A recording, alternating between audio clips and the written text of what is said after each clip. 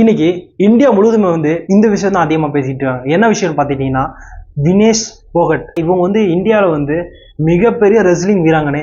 என்ன விஷயம் அப்படி பார்த்துட்டீங்கன்னா, ஒலிம்பிக் ரெஸ்லிங் அதுவும் ஃபைனல் டிஸ்குவாலிஃபைடு பண்ணிட்டாங்க. இதுக்கு பின்னாடி மிகப்பெரிய சதி இருக்குன்னு சொல்லிட்டு சோசியல் மீடியாவில் சொல்லிட்டு இருக்காங்க. எது உண்மை எது போயின்னு இன்னும் கிளியரா தெரியல. உங்களுக்கு எதுவும் தெரிஞ்சா கீழே கமெண்ட் பண்ணுங்க. எதனால டிஸ்குவாலிஃபைடு பண்ணிக்கிறான்னு பார்த்தீங்கன்னா, 100 கிராம் இவங்க ரெஸ்லிங்ல 50 kg பார்ட்டிசிபேட் பண்ணியிருக்காங்க. எவ்வளோ 50 kg தானே, இவங்களோட வெயிட் எவ்வளோ தெரியுமா?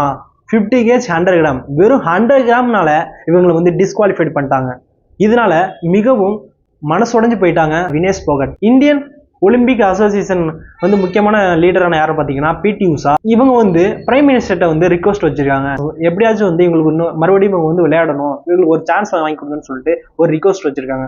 ஆனா இப்போ எல்லாமே முடிஞ்சிருச்சுங்க.